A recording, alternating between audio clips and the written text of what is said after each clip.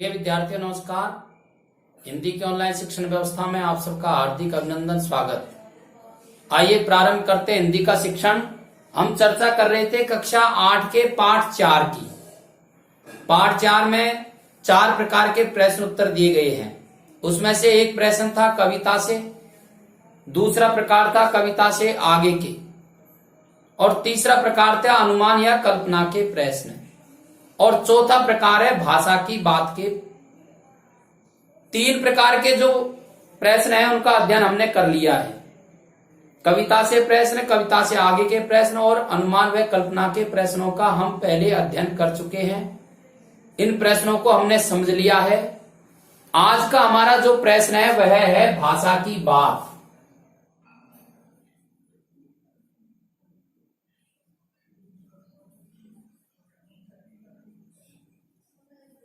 ये बात मैं आपको पहले ही कह चुका हूं कि भाषा की बात के संबंध में या भाषा की बात से संबंधित प्रश्नों के माध्यम से हमें व्याकरण का कोई न कोई सा प्रकरण पूरा करना होता है। देखिए, भाषा की बात का जो प्रश्न है वह किस प्रकार से है।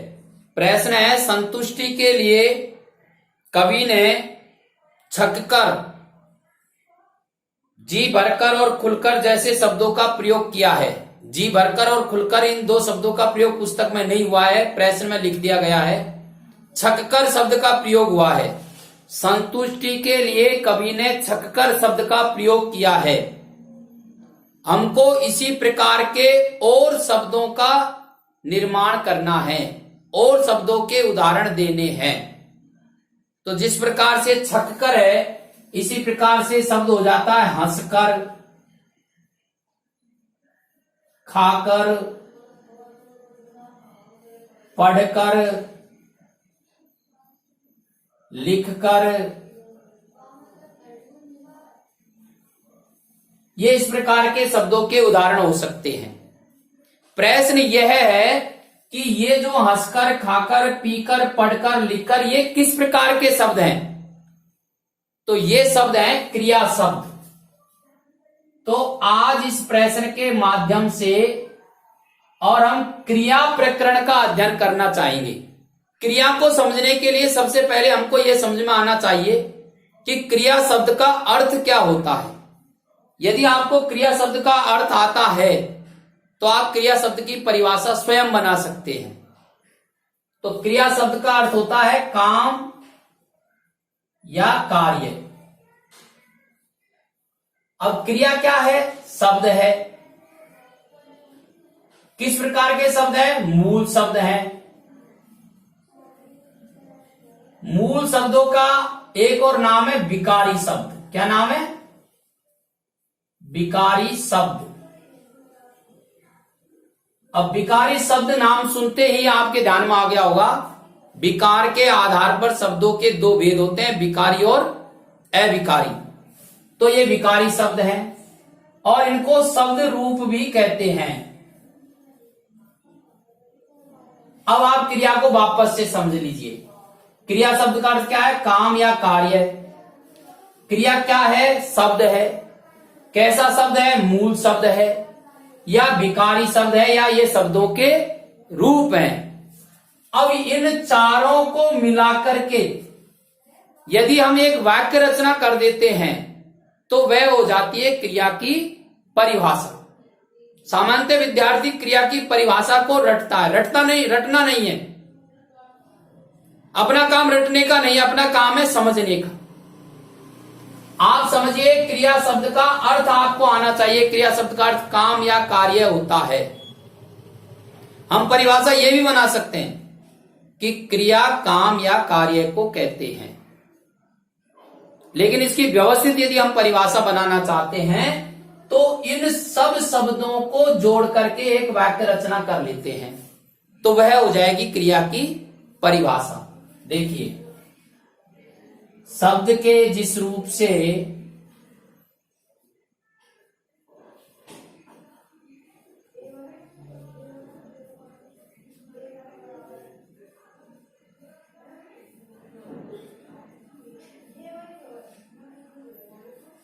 कार्य का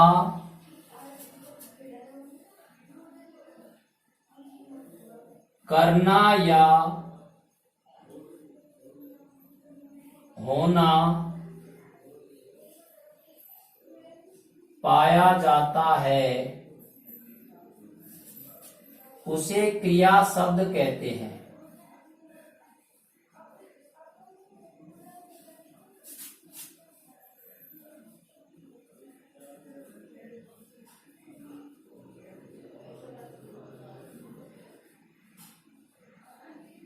कौन कौन से शब्द काम में ले लिए हमने?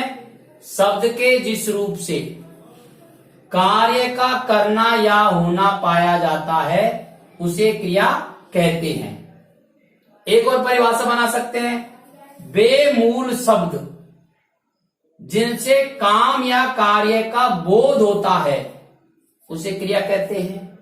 एक परिभाषा और बना सकते हैं, ऐसे विकारी शब्द जिनसे काम या कार्य के होने का बोध होता है उसे क्रिया कहते हैं। ये सब परिभाषाएं सही है, इसलिए कोई परिभाषा रटनी नहीं है। हमको ध्यान में रखना क्रिया शब्द का अर्थ क्या होता है। क्रिया शब्द है, क्रिया मूल शब्द है, क्रिया विकारी शब्द है और ये शब्दों के रूप हैं। इन चार चीजों को यदि हम रटते हैं और इनको मिलाकर के वाक्य रचना में लिख देते हैं तो ये हमारी क्रिया की परिभाषा तैयार हो जाती है। कैसे पता चलता है? जैसे जाना, पढ़ना, लिखना, सोना,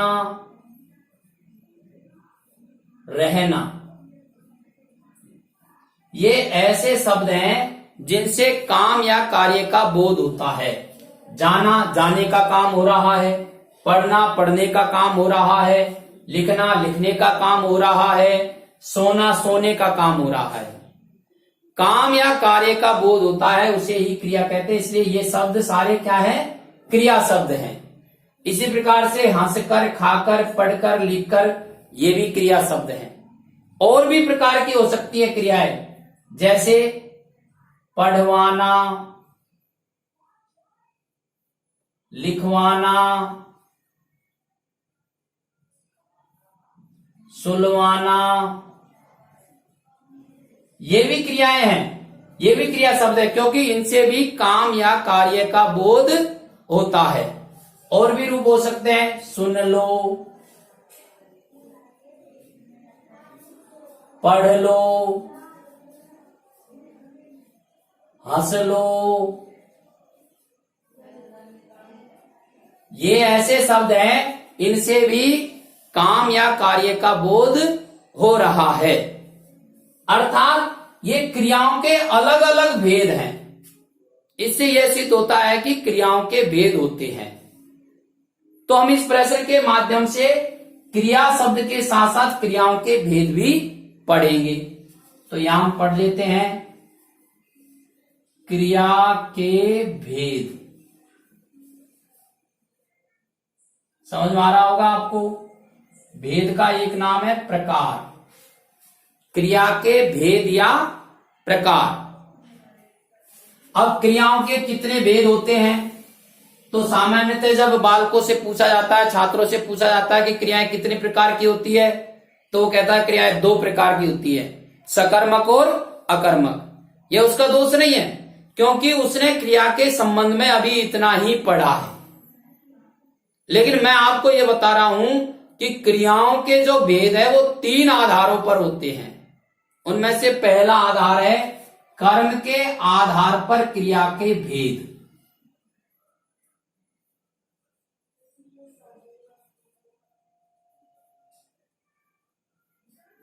दूसरा जो आधार है वह है व्युत्पत्ति के आधार पर क्रिया के भेद।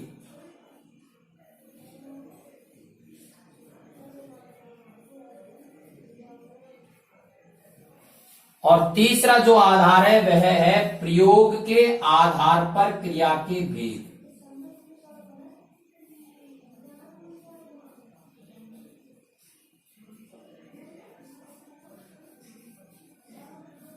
तो क्रिया के भेदों के आधार कितने हो गए? 3 आधार हो गए, कर्म के आधार पर, व्युत्पत्ति के आधार पर और प्रयोग के आधार पर। अब कर्म के आधार पर क्रिया के कितने भेद हैं? तो यहां समझिए, कर्म के आधार पर क्रिया के दो भेद हैं, सकर्मक और अकर्मक। विद्यार्थी क्या बोलता है इसको? अकर्मक, सकर्मक, अक नहीं है, अकर्मक, ए उपसर्ग लगा हुआ है। सकर्मक, से उपसर्ग लगा हुआ है। से उपसर्ग किस अर्थ में काम आता है? से उपसर्ग काम में आता है सहित या साथ। ए का रहित अर्थ होता है रहित या नहीं, अर्थात जिन क्रियाओं में कर्म साथ में होता है उसे सकर्मक क्रिया कहते हैं, और जिन क्रियाओं में कर्म साथ में नहीं होता है उसे अकर्मक क्रिया कहते हैं। कर्म साथ में कैसे होता है?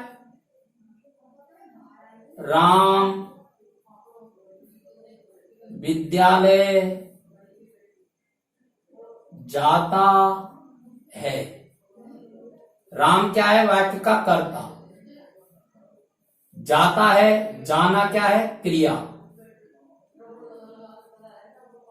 और विद्यालय क्या है? कर्म। क्यों? विद्यालय को जाता है, को जिसके साथ में लगा होता है वह क्या होता है? कर्म होता है। को चिन्ह जिसके साथ में लगेगा वह कर्म है। तो राम विद्यालय को जाता है, अर्थात जाना क्रिया के साथ में कर्म आ रहा है, इसलिए जाना क्रिया इस वाक्य में क्या है? सकर्मक क्रिया है। दूसरा वाक्य देखते हैं, राम हंसता है। राम क्या है? वाक्य का कर्ता, और हंसना क्या है? क्रिया। इस वाक्य में कर्म आया है क्या? नहीं आया।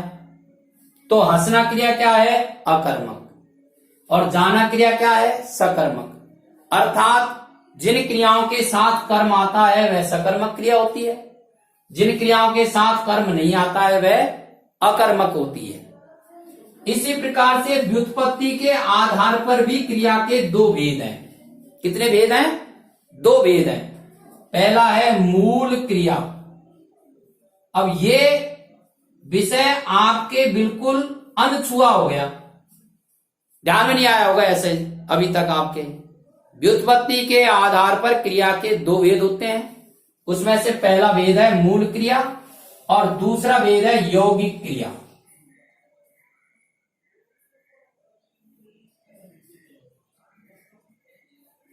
मूल क्रिया अर्थात वे क्रियाएं जो बिना किसी दूसरी क्रिया की सहायता के बनती हैं, जैसे जाना, पढ़ना, लिखना, सोना, रहना, ये सब क्रियाएं मूल क्रिया है। दूसरा है यौगिक क्रिया। यौगिक शब्द किससे बना? योग से, योग प्लस इक, अर्थात ऐसी क्रियाएं जो दो या दो से अधिक क्रियाओं के सहयोग से बनती है उसे कहते हैं यौगिक क्रिया। देखिए, सुन लो, इसमें दो क्रियाएं हैं, सुनना और लेना। पढ़ लो, पढ़ना और लेना। हंस लो, हंसना और लेना। और भी हो सकता है, खाता हुआ,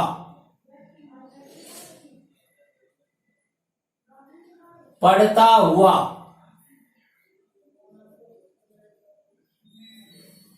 अब इसमें भी दो क्रियाएं, एक तो खाना और एक होना। इसमें दो क्रियाएं, पढ़ना और होना, लेकिन दोनों क्रियाएं मिलकर के एक ही क्रिया का अर्थ प्रकट कर रही है।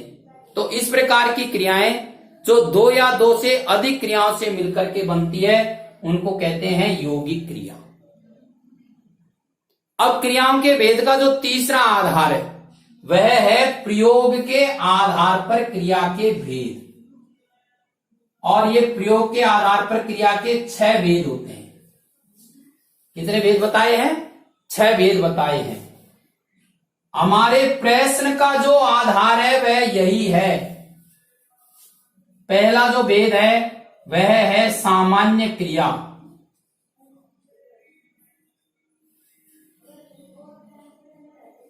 और दूसरा भेद है संयुक्त क्रिया।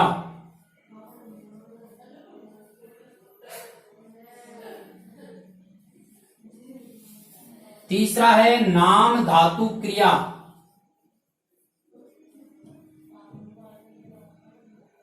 चौथा है प्रेरणार्थक क्रिया।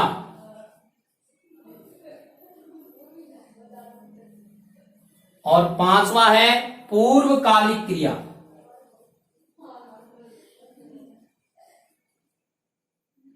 कौन सा है?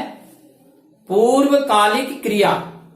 और इसका एक भेद और रह गया, सहायक क्रिया।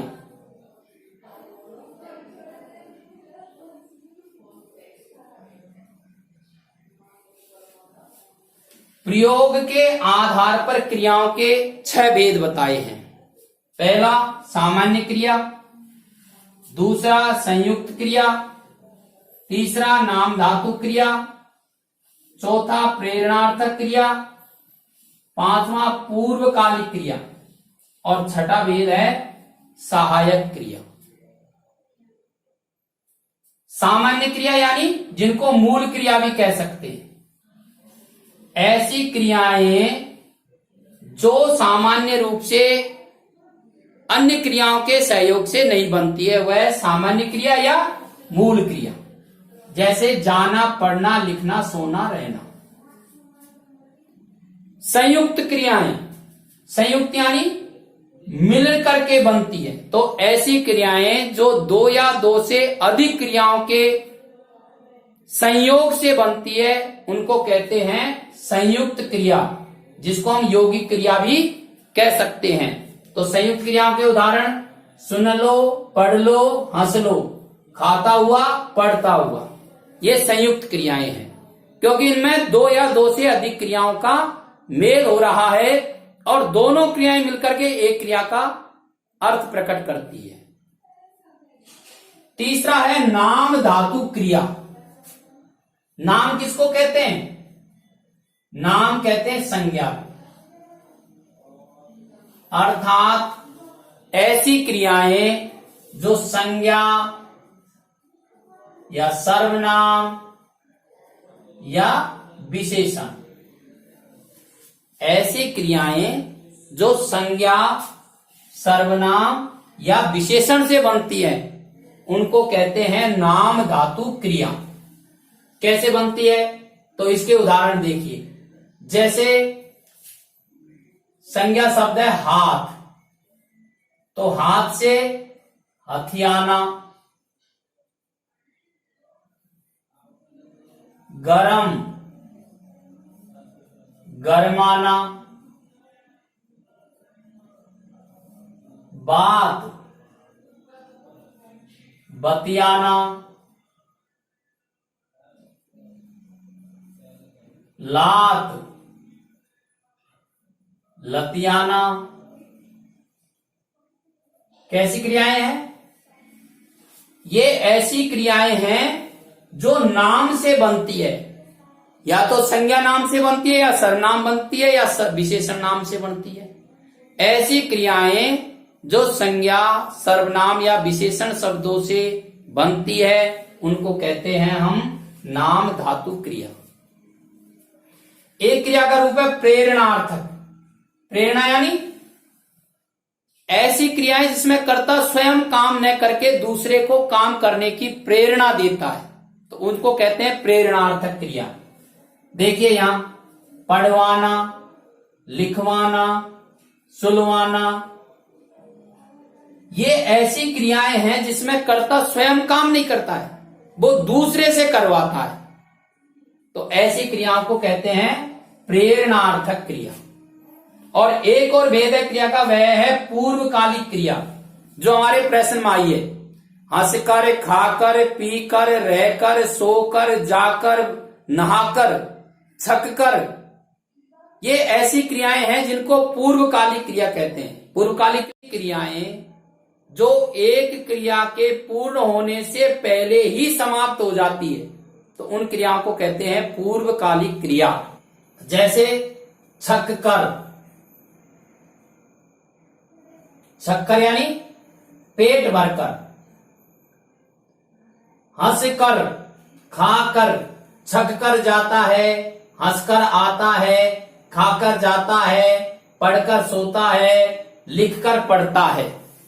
लिखकर पढ़ता है, मूल क्रिया कौन है? पढ़ता है। लेकिन उससे पहले एक और क्रिया संपन्न हो गई, कौन सी? लिखकर। एक क्रिया के पूर्ण होने से पहले एक क्रिया समाप्त हो जाती है, उसको कहते हैं पूर्वकालिक क्रिया। तो ये ऐसी क्रियाएं हैं, छककर, हंसकर, खाकर, पढ़कर, लिखकर, इन क्रियाओं को कहते हैं पूर्वकालिक क्रिया। हमारे प्रश्न में हमको इसी के माध्यम से समझाया गया है कि आप क्रिया को पहचानिए। तो कौन सी क्रिया? छककर, जी भरकर, हंसकर, ये कौन सी क्रियाएं हैं? पूर्वकालिक क्रियाएं हैं। और एक और भेद है क्रिया का, वह है सहायक क्रिया। ऐसी क्रियाएं जो मुख्य क्रिया के पूर्ण होने में सहयोगी होती है, उनको सहायक क्रिया कहते हैं। जैसे राम विद्यालय जाता है, अब मूल क्रिया तो कौन है? मुख्य क्रिया तो कौन है? जाना। और है क्या है? तो है यहां पर सहायक क्रिया है, क्योंकि ये मुख्य क्रिया के पूर्ण होने में सहयोग कर रही है। तो ऐसी क्रियाओं को सहायक क्रिया कहते हैं।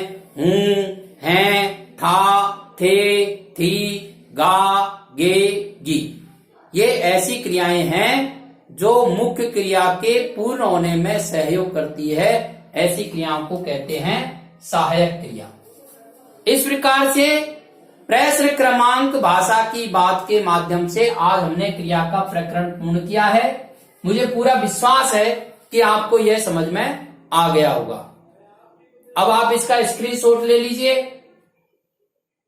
और अच्छा समझने के लिए कम से कम 2 बार इसको आप सुने। शिक्षण के वीडियो आपके पास आते रहें, इसके लिए इसे सब्सक्राइब करें। धन्यवाद।